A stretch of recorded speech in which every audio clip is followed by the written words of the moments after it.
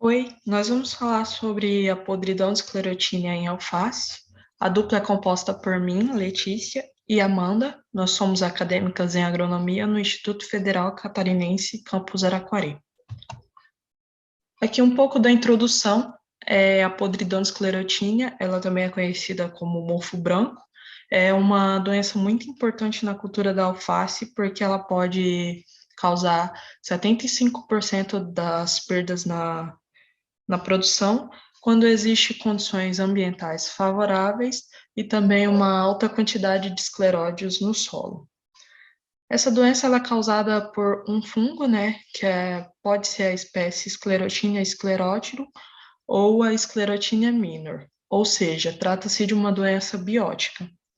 Essas duas espécies, elas vão se diferenciar é, por algumas características, sendo que a esclerotinia sclerotium, ela produz escleródios grandes, cerca de 10 a 20 milímetros de diâmetro, lisos e com um formato arredondado, enquanto que a outra espécie, ela obviamente produz escleródios menores, com cerca de 0,5 a 2 milímetros de diâmetro, são ásperos e também angulares.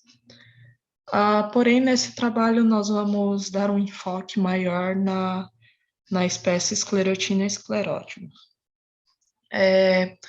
Esse fungo, ele produz estruturas de resistência, né, que são denominadas os escleródios. Esses escleródios podem viver no solo por mais de 8 anos, isso na ausência de plantas hospedeiras. É por isso que é uma doença muito importante que causa tanta perda. Então, eles são estruturas capazes de produzir hifas e conídeos, que podem iniciar novos ciclos da doença, sendo então uma doença policíclica e de juros compostos. Essa característica acaba dificultando o controle da doença por meio de rotação de culturas. Então, falando um pouco sobre a epidemiologia da doença, né? Um pouco sobre o conceito da palavra, trata-se do estudo de epidemias ou dos fatores que influenciam, né?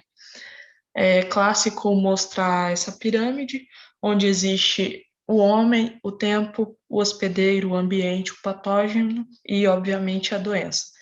Tudo a partir dessa interação, a doença ela irá ciclar, ou seja, ela consegue evoluir por causa de todos esses fatores. No caso do mofo branco na alface, né? Em questão ao ambiente, ele deve ser ameno e úmido, com temperaturas entre 10 e 20 graus.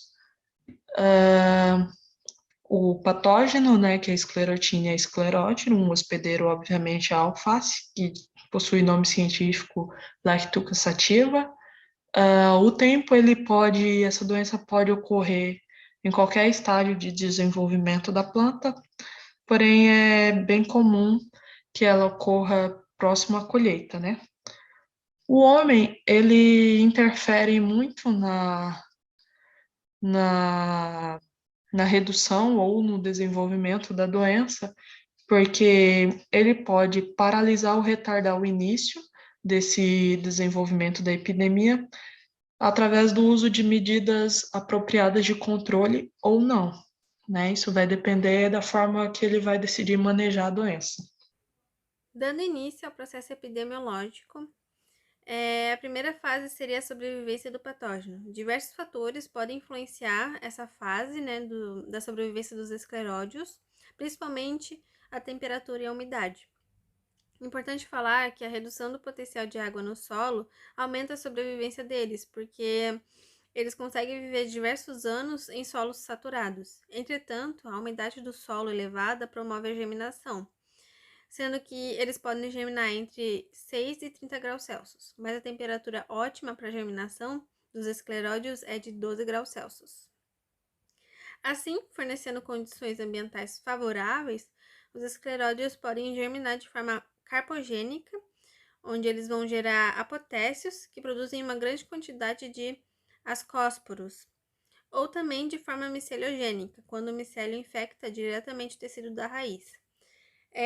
Nesse exemplo, a gente decidiu mostrar carpogênica, que a gente consegue ver os escleróides germinando, a grande quantidade de ascósporos, né, saindo ali dos apotécios, mas depois a Letícia vai explicar um ciclo que mostra mais a parte de miceliogênica. A segunda fase seria a dispersão, que a gente consegue observar até pelas outras duas fotos, que eles conseguem ser transportados facilmente com o vento e com a água. Depois, a deposição seria a primeira fase primeiro contato, na verdade, entre o agente causal e a planta, e depois a germinação do esporo. Vai ter o lançamento do tubo germinativo, depois o apressório, né? Caso seja necessário, vai fazer essa região de transição, de fora e dentro. Depois a penetração, onde vai ter o estabelecimento da infecção e a colonização dos tecidos. A infecção do tecido saudável se dá por meio da penetração do micélio na cutícula da planta hospedeira, né? Utilizando enzimas ou até mesmo mecanismos de força, como até dei o exemplo ali do apressório, a menos que ocorra a penetração direta via estômago. Continuando o processo epidemiológico, a nona fase seria a aparição dos sintomas, a 10ª, a esporulação, produzindo inóculo, agregação de hifas e até mesmo o crescimento dos escleródios. Na 11ª fase é a maturação do escleródio, onde vai ter a delimitação da superfície, deposição da melanina na crosta do escleródio e a consolidação interna. Eu falo na crosta porque quando você abre um escleródio, você consegue observar que a parte interna é meio branca e só a parte externa esse tom marrom, né, preto. E a 12ª é a liberação desses escleródios. 13ª fase seria a morte da lesão e os escleródios eles podem permanecer no solo. Esse foi um exemplo do processo epidemiológico da podridão de esclerotínia com patógeno já presente no solo, mas uma epidemia do mofo branco pode ser iniciada através de sementes contaminadas internamente pelo micélio dormente do fungo, ou com escleródios transportados junto ao lote de sementes. A semente contaminada, ela pode manter sua viabilidade por mais de 3 anos e quando semeadas, e claro, quando fornecer condições ambientais favoráveis a isso, né? O micélio se desenvolve e dá início à infecção de novo, porque é uma doença policíclica, né? As sementes também podem nem germinar, porém elas são fonte de inóculo. Podem produzir micélio e escleródios.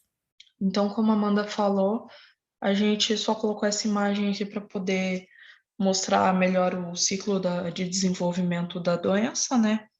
Onde os escleródios podem germinar de forma carpogênica, onde há uma grande produção na quantidade de ascósporos, ou miceliogênica, que é quando o micélio ele infecta diretamente o tecido da raiz. No caso do micélio, essa raiz infectada já vai logo ocorrer os primeiros sintomas, né? E através dos apotécios ocorre a formação dos escleródios, a liberação de esporos. Esses esporos eles vão infectar a planta e assim ocorrer os primeiros sintomas. Assim a planta vai morrer e os escleródios vão permanecer no solo, como eu falei anteriormente, por mais de 8 anos. E assim segue o ciclo da doença, né?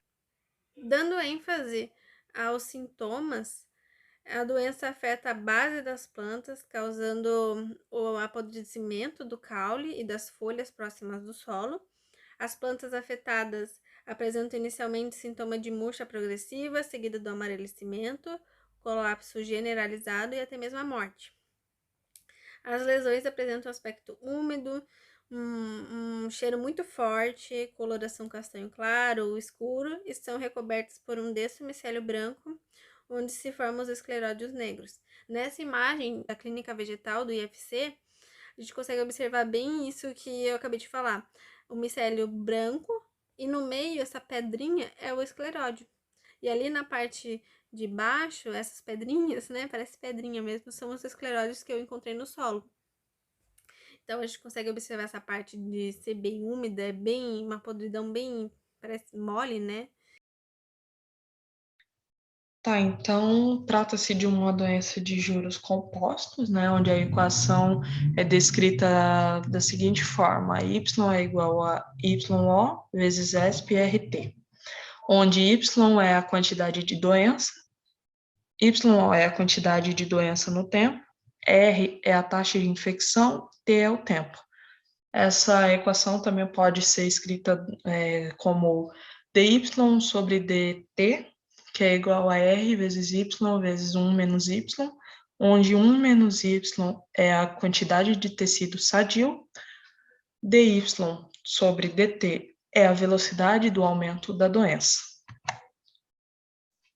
Então, a integração dessa equação gera esse resultado com uma formação da curva logística, né, que é a curva conhecida como curva S, representada no seguinte gráfico.